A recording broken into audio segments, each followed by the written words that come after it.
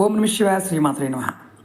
చాలామంది మిత్రులు, గురువుగారు మాకు పర్సులో డబ్బులు పెట్టుకుంటే డబ్బులు నిలబడటం లేదు, ఇన్ని డబ్బులు పెడితే డబ్బులు ఖర్చు అయిపోతున్నాయి, మేము మా జాతక ప్రకారం మాకు మంచి కలర్ ఏదైతే ఉందో దాన్నే మేము ఎంచుకున్నాము, అయినప్పటికీ మా దగ్గర డబ్బు ఖర్చు అయిపోతుంది, కారణం ఏంటని చాలామంది అడిగారు.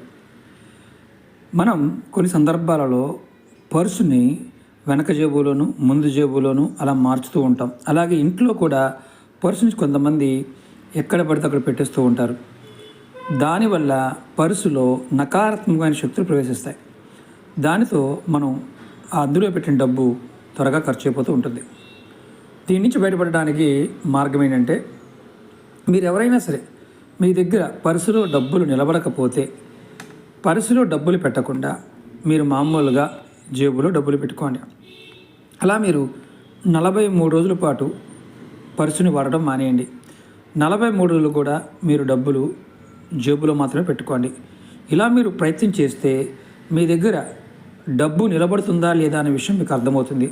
అంటే పర్సు వల్ల మీకు నష్టం వచ్చిందా, లేదా గ్రహరీత్యా మీకు నష్టపోతున్నారా, లేదు మీకు ఏదైతే ఇంట్లో మీరు పర్సుని ఎక్కడ పడితే అక్కడ పెడుతున్నారో ఆ ప్రదేశంలో పెట్టడం వల్ల అలాంటి సమస్య వచ్చిందా అనేది మీకు అర్థమవుతుంది.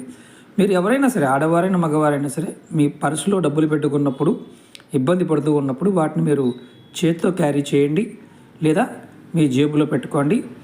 ఆడవారైతే మాత్రం ఖచ్చితంగా వారు పర్సు మెయింటైన్ చేయడమే మంచిది. వాళ్ళకి బ్యాగ్ ఉంటుంది కాబట్టి, అది పర్సు కాదు కాబట్టి ఇబ్బంది లేదు. పర్సు మెయింటైన్ చేసేవారు ఉంటే మాత్రం అలా జరుగుతూ ఉండి చెక్ చేసుకోండి. బ్యాగులో మాత్రం పెట్టుకోవచ్చు, ఎటువంటి ఇబ్బంది లేదు. ఇలా మీరు చెక్ చేసుకుని 43 రోజుల్లో డబ్బు నిలబడటం అనేది మొదలవుతుంది. ప్రయత్నం చేయండి, ఖచ్చితంగా మీ జేబులో డబ్బులు నిలబడతాయి. ఓం నమ శివాయ శ్రీమాత్రే నమః.